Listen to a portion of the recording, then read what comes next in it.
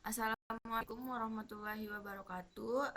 Jadi di video kali ini saya akan membahas tentang neural network menggunakan dataset MENIS. Kita akan mengimplementasikannya menjadi dua versi, yaitu manual dari nol menggunakan Python dan NumPy, serta menggunakan library scikit-learn.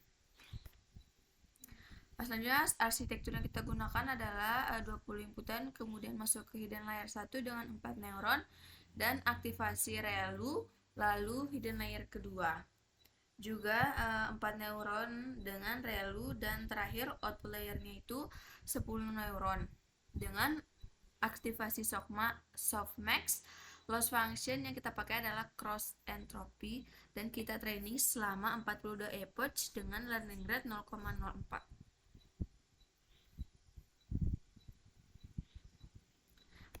Jadi di sini apa itu MENIS dan neural network? MENIS itu adalah dataset gambar digit tulisan tangan dari angka 0 sampai 9. Jadi dataset ini terdiri dari 60.000 data training dan 10.000 dataset. Setiap gambar berukuran 28 x 28 pixel yang kemudian difitur ekstrak menjadi 20 fitur input yang kita gunakan dalam model kita. Selanjutnya itu apa sih itu neural network? Neural network adalah model dari machine learning yang terinspirasi dari cara kerja otak manusia. Model ini terdiri dari layer neuron yang saling berhubungan melalui bobot dan bias, sehingga neuron menerima inputan, menghitung jumlah pertimbangan, lalu menetapkan fungsi aktivasi untuk menghasilkan output. Untuk arsitektur yang kita gunakan itu bisa kita lihat di sini, dia itu 20 neuron, 4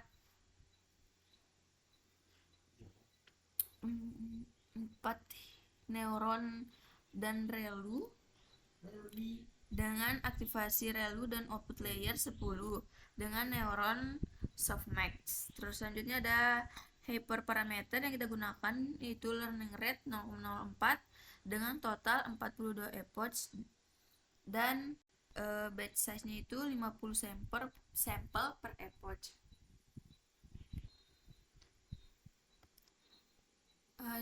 Selanjutnya ada arsitektur dari neural network itu sendiri. Kita mulai dari 20 inputan berupa pixel values. Selanjutnya dimasukkan ke hidden layer 1 dengan 4 neuron ReLU, kemudian ke hidden layer 2 juga 4 neuron ReLU, dan terakhir menghasilkan 10 output berupa probabilitas dari softmax itu sendiri. Selanjutnya ada total dari parameter yang dilatih di model ini adalah 154 parameter dengan menggunakan learning rate 0,04 dengan function cross entropy. Jadi di sini ada rincian dari parameter per layernya.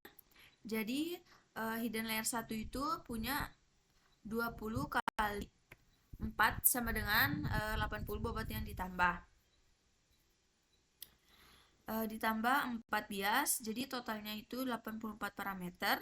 Hidden layernya itu 2, jadi 4 kali 4 sama dengan 16 dengan bobot ditambah 4 bias, jadi totalnya itu menggunakan 20 parameter, dan output layernya punya 4 kali 10 sama dengan 40 dengan bobot ditambah 10 maka menghasilkan 50 parameter. Selanjutnya keseluruhannya adalah ini dijumlahkan 84 tambah 20 tambah 50 akan menghasilkan 154 parameter total. Jadi model ini tergolong kecil, yaitu 154 parameter ini, tapi dia ini udah cukup untuk mengklasifikasikan digit-digit MENIS yang sudah digunakan.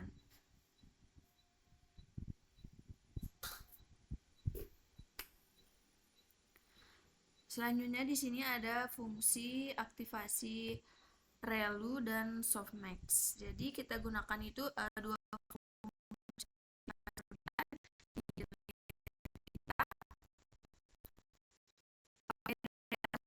kita pakai softmax.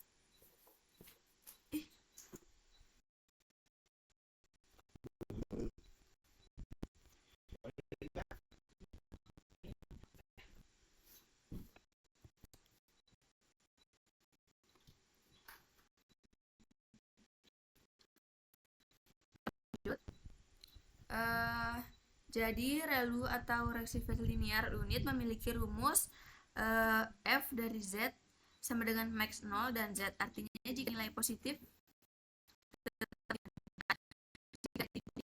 itu relu dari 0 minus 0,3 adalah 0 dan relu dari 0,8 adalah 0,8. Relu dipilih karena komputasinya sangat cepat dan bisa mengatasi masalah finishing gradient yang sering terjadi pada sigmoid. Jadi z besar dari 0 dan 0 jika tidak. Sedangkan softmax itu digunakan di output layer karena bisa mengubah output menjadi probabilitas dan jumlah itu adalah E pangkat Z I dibagi dengan jumlah E pangkat Z J untuk semua J. Misalnya outputnya itu ada 0,01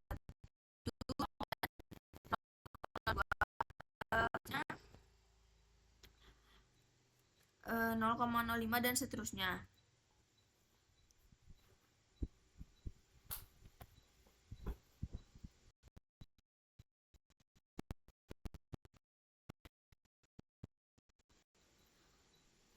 Mungkin selanjutnya akan dilanjutkan oleh teman saya.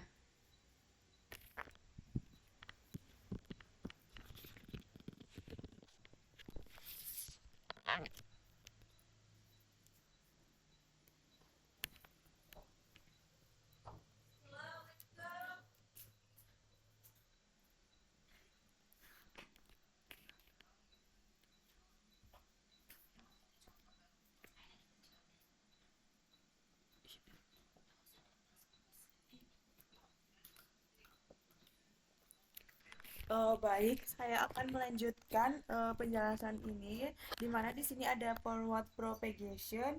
Jadi dia forward propagation ini adalah proses menghitung dari input hingga menghasilkan suatu prediksi. Nah, dia prosesnya ini terdiri dari 3 tahap yang bisa kita lihat di slide ini. Yang pertama di sini ada hidden layer 1. Nah, jadi di sini kita hitung Z1 sama dengan W1 dikali dengan X. Terus di sini ada plus B1, lalu terapkan relu untuk mendapatkan H1.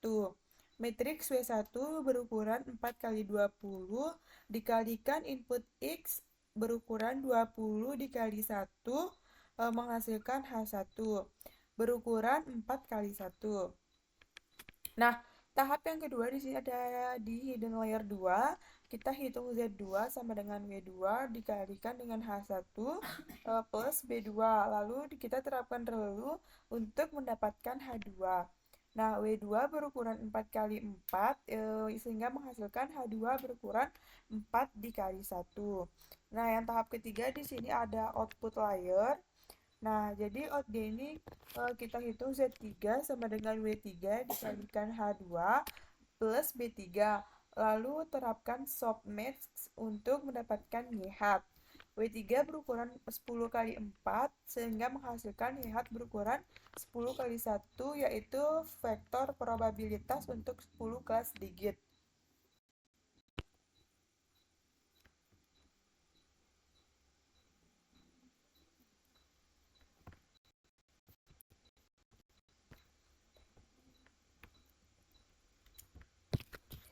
Oke, selanjutnya di sini ada jadi dia ini alur datanya itu X dan GAN 20 fitur menghasilkan H1 dengan 4 nilai, lalu H2 dengan 4 nilai, dan akhirnya YH berupa 10. Nah, dia probabilitas setelah itu kita hitung error, yaitu target kurang YH, dan loss menggunakan cross entropy. Nah, yang selanjutnya di sini ada loss function atau cross entropy. Nah, jadi loss function ini dia kita gunakan adalah cross entropi, di mana rumusnya itu ada L sama dengan negatif jumlah dari TI adalah target dalam format on hot, artinya bernilai 1. Untuk kelas yang benar dan 0 untuk lainnya, YHI adalah probabilitas.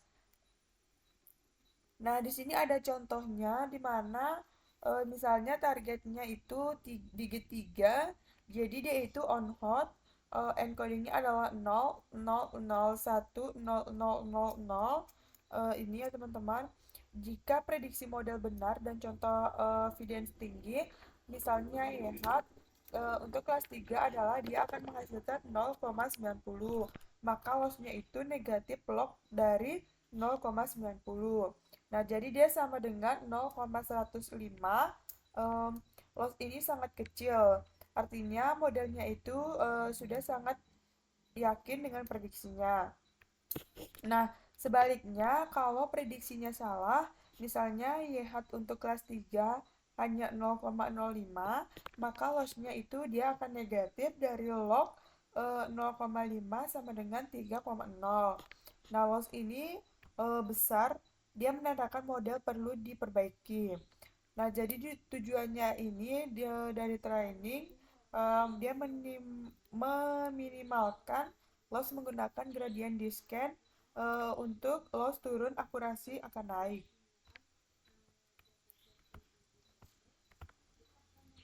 Nah, yang selanjutnya di sini ada backpropagation dan juga chain rule. Jadi backpropagation itu dia menghitung gradien dari output menuju input. Nah, dia kebalikan dari forward propagation untuk mengetahui setiap parameter mempengaruhi loss. Nah, jadi di sini ada 3 tahap perhitungan deltanya. Yang pertama di sini delta output karena kita menggunakan kombinasi softmax dan cross entropy.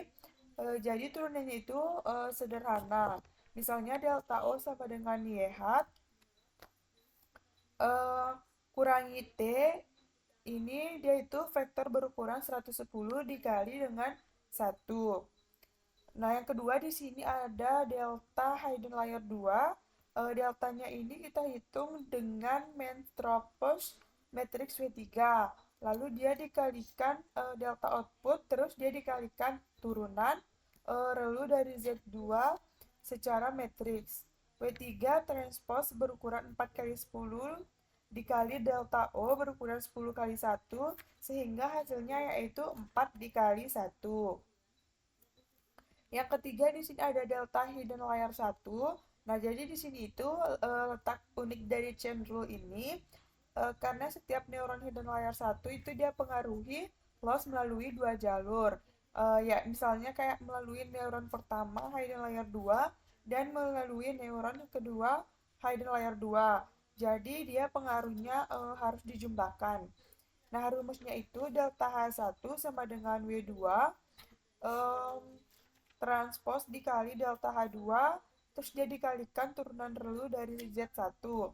Nah, setelah semua delta itu dihitung, parameter itu dia diupdate menggunakan rumus.